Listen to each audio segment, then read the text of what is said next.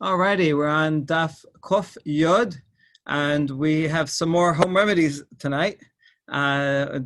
Different diseases, including a lot of more about snakes, and some about zava and infertility, and we'll see a bunch of interesting things along the way. All right, so we finished off with this officer who was bitten by a snake, and because the rabbis cursed him, so there was no remedy for him. All right, well for him.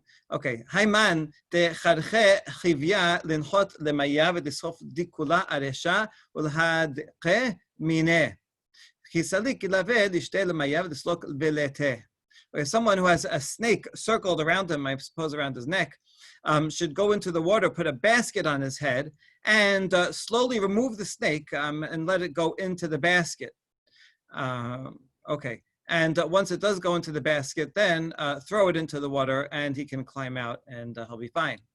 Hayman de minke be chivya ika chabre behade lirkebe arba garmide v'ila lishvad nigra v'ila li'abar nahara.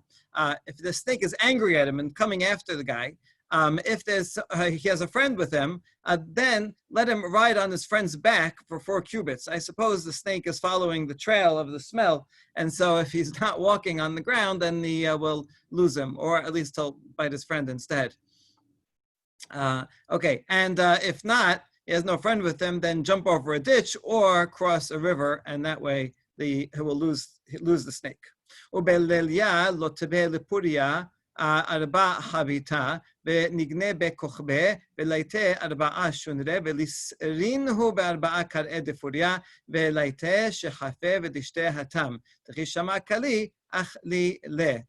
If it's a night, then, and you want to go to sleep, so then you put your bed mattress on 4 barrels and sleep outside, and you bring 4 cats, you tie them to each of the 4 legs, and you bring twigs, so that when the snake comes, it'll make noise with the twigs, and the cats will hear it, and the cats will eat it, and that way you'll be protected. All right, that sounds like good advice. Good for camping too. If a snake is running after you, then best to run in sand, because people can run in sand faster than snakes. All right, just like, look for the beach. Hai iteta de hazia chivya velayad I yaheb da'ate ilave ila yaheb da'ate ilava teshalach mana v'nishtiyeh kame im mekerach behu da'ate ilava ila la yaheb da'ate ilava. A woman thinks that a snake is following her, but she's not sure. So she should remove some garment and throw it in front of the snake. If the snake wraps itself in the garment, that means it's onto her smell.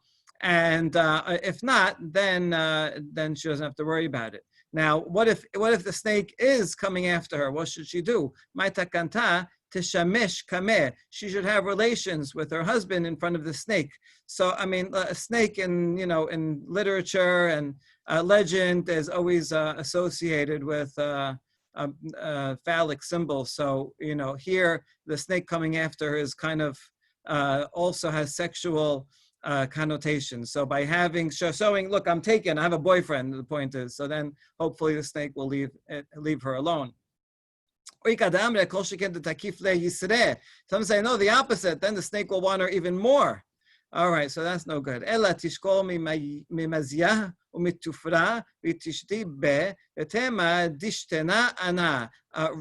she should take some of her hair and nails and throw them at the snake and say that I am dishtena, which is the Persian word for nida, I am menstruating. All right, so this is definitely Persian context. Just because you have the first of a Persian word, and also nails and hair, so some kind of evil stuff is associated with it. I think it's interesting that the snake is going to uphold the details of Hilchot Nida. Oh, you're Nida? Okay, well then I can't touch you, right? No, but it's not because of Hilchot Nida, because she's Tameh, and so that can work against the snake.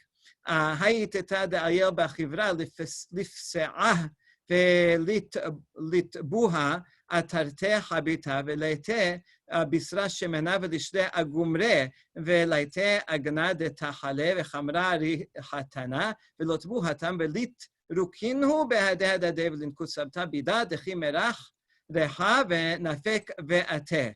All right, it's always surprises. Never a dull day in Daf Yomi. So if a woman has a snake that goes into her, so she should part her legs and sit on top of two barrels and bring some fatty meat, put it on the coals. It'll make a lot of big smell, a lot of smoke, and bring some cress and fragrant wine and mix them together and put them there. And hopefully that smell will attract the snake and it will come out of her. And she takes tongues and she throws it right into the fire. Because if she doesn't burn it and just lets it go, then it will come back for her because it has a scent on her. All right, so this is quite strange. One of my students who's writing her dissertation on smell, who some of you have met, has analyzed this. Actually, wrote a whole paper, presented a paper about this very Talmud, and I won't share with your entire thesis, but this is really ancient medicine, and I have here a paragraph in front of me from Hippocrates. That's the father of medicine, of Greek medicine, from ancient Greece, about 400 BCE. And he has a work called "Diseases of Women," in which he writes about a fumigation, and it says you need to dig a hole and roast grape stones. And throw some of this ash in the hole and wine, and she should seat herself around with her legs apart and be fumigated, or chop and roast what is some part of a goat, and so on. And that's the way to cleanse this disease out of her. So you see that there are things that are very similar to this you can find in other literature. So this is the medicine of the day. I'm sure that if someone comes back to us in 2,000 years from now and sees how we treat patients, they'll think we're much more barbaric and crazy, giving poisoning cancer patients and things like that. So, all right, we're not in a position to judge. Okay, so the next thing in the Mishnah, what? We're in a position to judge. We have scientific methods, double-blind studies. This is just. I think in 2,000 years from now, is there going to be an even greater leap forward than in the past 2,000 years? That's my guess. I think I said you call that a double-blind study being funded by drug companies and hiding all the ones that don't work. All right, we'll fight about this later. Okay, kol ha'ochalin, anything that people generally eat, you can eat, even if you're doing it, even if you're going to have some medical benefit because it's not only used as medication. Kol ha'ochalin. So what does that call? What does that come to include? We're treating the Mishnah almost like a pasuk that if it says kol something, then it has to include something else that's not on the list explicitly. La'tuye mai, la'tuye tehol shinayim. To include spleen is good for healing teeth, v'charshinin, lebe me'ayim, and vetch for intestines. And kol mashkin le'atuye, I also said you can drink anything that's normally drunk. Le'atuye me selafin bechometz, that comes to include capers soaked capers with vinegar. Are you allowed to drink urine on Shabbat? How about the rest of the week? Well, urine was used as the detergent to get spots out of clothing, and also believed to have some medical benefit. No one would drink it normally; you'd only drink it for some medical benefit. There you go. Nobody would drink urine because they're thirsty. It would only be for some medical purpose. So therefore, one is not allowed to do that. Drink that on Shabbat. Okay, chutz mimeh dekalim, these are things that one is not allowed to drink on Shabbat, and palm tree water. Tana, chutz mimeh dekarim. We have a braita that says instead of dekalim, dekarim. Interestingly, they don't look the same, but they do sound similar, right? Lamed and resh. And so this must have been an oral change from one to the other. Mantana medekarim shen dokrim et hamara. Well, someone says that stabbing water is because they pierce the gallbladder. You can get them from two different species of palm trees.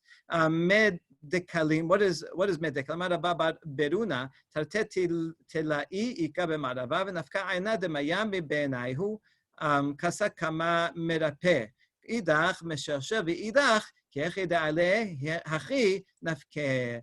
So there are these two types of palm trees in Israel, and there's a spring that comes from between them. If you have one cup, then that will loosen the intestine. Second cup causes diarrhea. Third cup will come out clean because that's it. Your system is already all nice and cleaned out. So they have some competition here between Eretz Yisrael because they have this palm tree water. But he says, I drank once the beer of in Bavel, and that was more effective than the water that they have in Eretz Yisrael. So we're better. But that's only if you're not accustomed to drinking the beer and you haven't drunk it in 40 days. But if you drink it all the time, then your biome will get used to it, and so it won't have that effect. Rav Yosef Amar, Zitoma misli tilta sa'are, v'tilta kur tameh, v'tilta milcha. So he says that this water, this medekalim, is actually a mixture of some Egyptian zitom and a third barley and a third saffron and a third salt.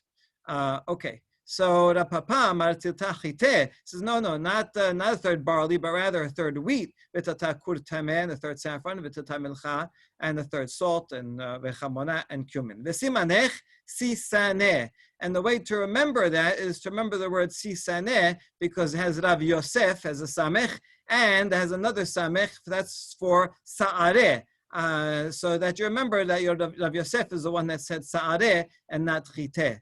So I know that Sareh starts with a sin and not a samech, but they do sound the same. And there are many grammarians that think that some words that are spelled now with a samech or a shin, actually, if you look back etymologically, it used to be a sin. And so we say that those grammarians believe in original sin.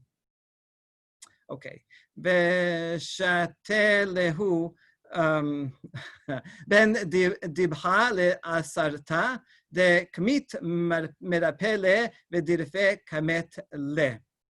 And you should drink this between Passover and Shavuot, because if your system is blocked, it will loosen it up, and if it's too loose, it will block it. So this is the cure-all. Maybe, I don't know why, between Pesach, I guess after Pesach, after eating all that matzah shmura, this is just the right thing. Okay, good. Now, v'kos ikarin, this is another item that you're not allowed to drink on Shabbat. It's literally a cup that causes infertility, a cup of infertility. So we'll see. My kos ikarin, amar Rabbi Yochanan lete matkal zuzah koma Alexandria. How do you make this? You bring matkal, right, meaning a shekel, a weight of a zuz of this sap from a tree in Alexandria. Umatkal zuzah gabya gila, and a weight of a zuz of alum. Matkal zuzah kurkema rishka velish hakinhu behadeh hadadeh, and some saffron, and you grind them all together. So what is this good for? Lezava telata bechamra vela miakra. If someone is a zava is a woman who sees blood not at the right time, not at the time of her period, but rather at the wrong time, and she keeps bleeding. So to solve that, you take these three items, and you mix them with wine, and you don't have to worry, that will not cause infertility. That's safe. For someone who has a jaundice, you take two of those ingredients and mix it with beer. That will take care of the jaundice, but it will cause her to be sterile. So you want to be careful with this one. Now, going back to the zava, then we'll come back to the jaundice one. If you try this and that doesn't work, we have a whole list of items that will help for a zava.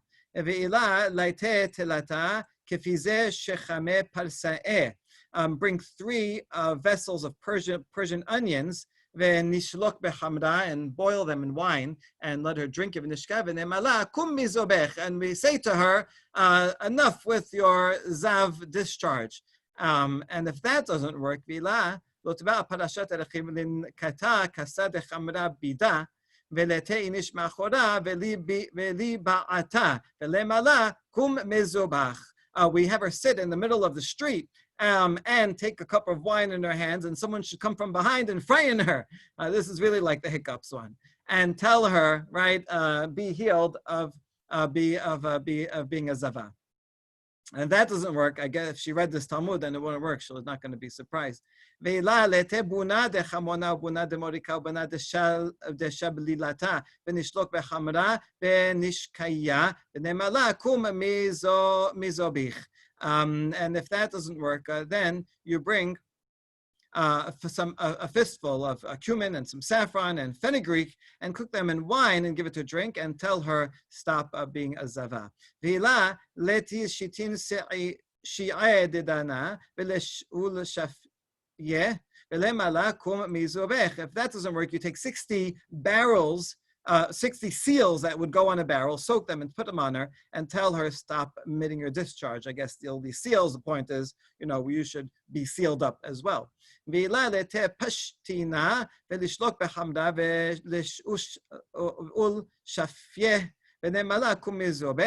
not, you bring this pashtin, some kind of grass, and boil it and put it on her, and also tell her to stop bleeding.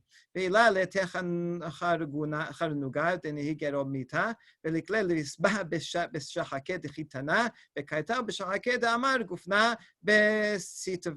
otherwise, bring this thistle that grows on Roman thorns. You burn it, put ashes on rags. It depends. In the summer, you'd put it on linen. In the winter, on cotton, and you put it on her. If that doesn't work, ולקלה בהו שבשתה ילדה דעורלה ולנקתה כסה דחמרה בידה ולוקמה מאה ולוטבעה ולוקמה מאה ולוטבעה והכל חדה וחדה למעלה קום מזובך. If that doesn't work, you have 7 pits and you take 7 young shoots and burn them, the shoots of grapes that are orla, and you burn them and put them, and you have her hold a cup of wine, and you put her in the first pit, and then raise her up and put her in the second one, and then do that for all 7, and you tell her to be healed from her discharge.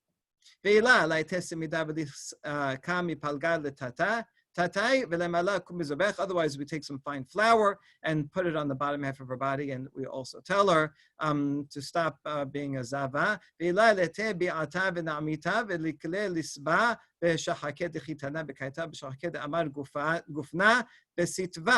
Otherwise, we take an ostrich egg and burn it and put the ashes in linen rags during the summer or cotton rags during the winter. And if that doesn't work, otherwise open a special barrel of wine just for her and let her drink it. I'm not sure if you're drinking the whole barrel, but the point is that it should be open special for her. If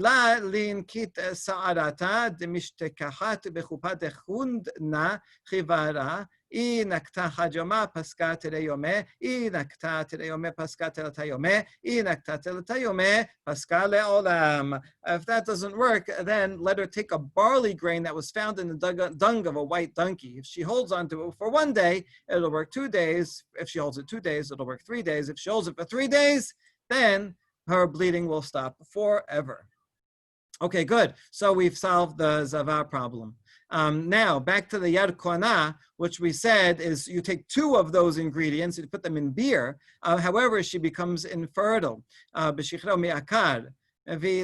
if that one doesn't work, we have some other remedies. You take a head of a salted fish, and you boil it in beer, and she should drink it. And if that doesn't work, if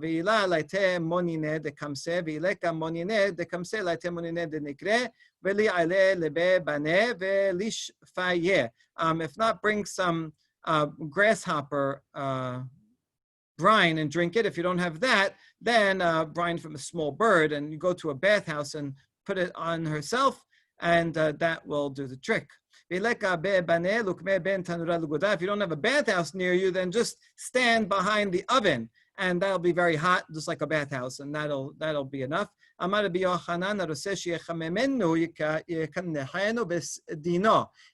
you don't have that and you want to warm someone up, just wrap them tightly in a sheet, and then they'll become very hot. And sure enough, Rav Acha was sick, and Rav Kana did this and wrapped him up, and he was healed from that. Okay, Ve'ila, if that doesn't work for the jaundice, then lete tilata kifize tamere parsayata utlata kifize de kira denish tarope utlata kifize hala tola'na ve'lish lo kinhu b'shichra ve'lishte. Then you bring 3 vessels of Persian dates and 3 vessels of dripping wax and 3 vessels of red aloe, and boil them in beer and drink it. Ve'ila lete ila bar hamara ve'ligalach mesiata deresha v'tishbik dema me'apute v'lot be'areshe lizar me'aneh delal ismule. If that doesn't work, then you bring a donkey foal and shave the middle of its head, and you draw blood from its forehead and place it on your own head, but be careful not that blood does not go in the person's eyes, otherwise he may become blind. Ve'ila lete resha de barha. If not, then bring a pickled ram's head and boil it in beer and drink it.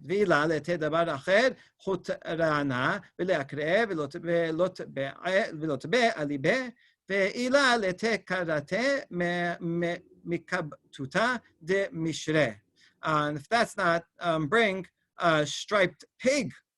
And I don't want to say the word pig, so it's not nice to say. So we just bring, bring something else. You know what it is, and tear it open and put it on his heart. And if that doesn't work, you bring some leeks from the middle of the row, and those are very sharp, and that will help. But now we have a nice little story.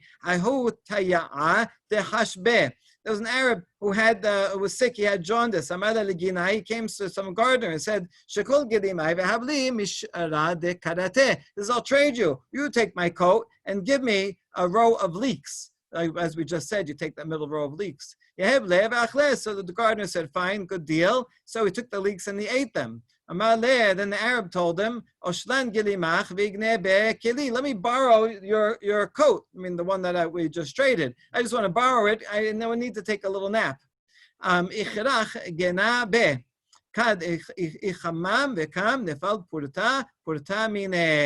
he took a little nap, and he got so hot with his fever that his coat fell off bit by bit and was all destroyed. And so now the Arab got he got some free leeks and free remedy. Okay, but at least you know it works. Okay. Now, going back to that jaundice, we said that if you take 2 of those items and you mix it with beer, it works, but it causes sterility. So is that allowed? Are you allowed to even take that, if knowing that that the person will become sterile? We have a baraita. How do you know that you're not allowed to cause a person to become sterile? Talmud lomar lo ta'asu. Okay, the pasuk is talking about animals, and it says an animal that is castrated is no good to bring as a korban.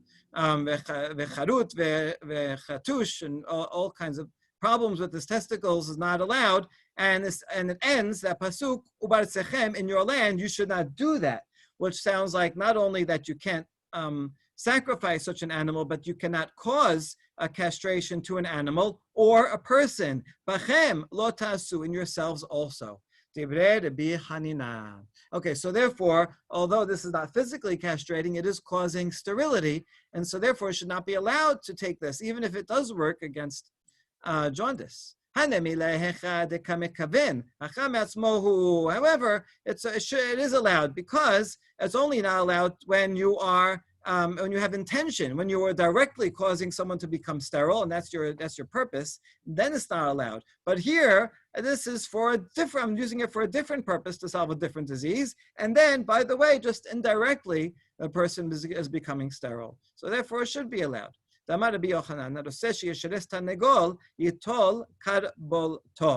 umistares me'elav. Okay, so for example, if you want a rooster to be castrated, then rather than doing it directly, you just take off its comb, and that way it will become indirectly castrated. Because after all, Rav Ashi said, Amar Rav Ashi, Ramot rucha hu den kitale. Because it's not that it's really castrated, it's just that you removed its pride, and then it's not going to be depressed and not going to have a drive anymore, and so it will not have any children. But you didn't do it directly, you did it indirectly, and so therefore that is allowed.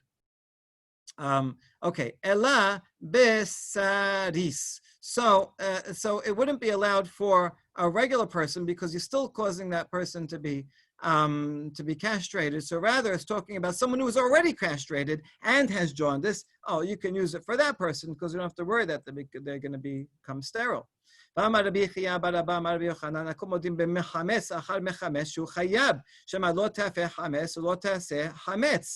במסרס אחר מסרס שהוא חייב, שאמרו מעוך וחטות ונקות וחרות.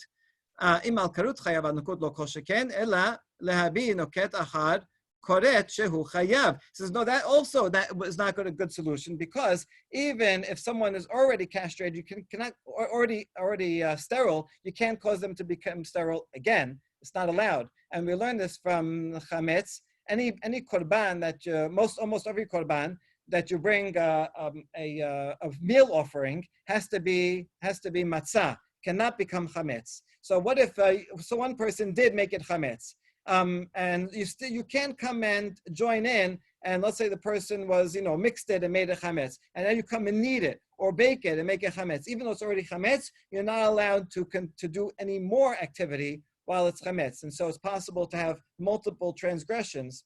And so too with misaris, with causing castration, if you have an animal whose testicles are cut, and then you come and remove it altogether, then that also violates, because look how many words it says,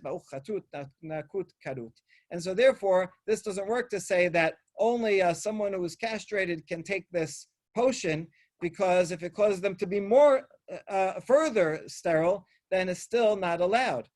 So ella bezaken, we're talking about an old man, and since he cannot procreate anyway, so we don't have to worry about that.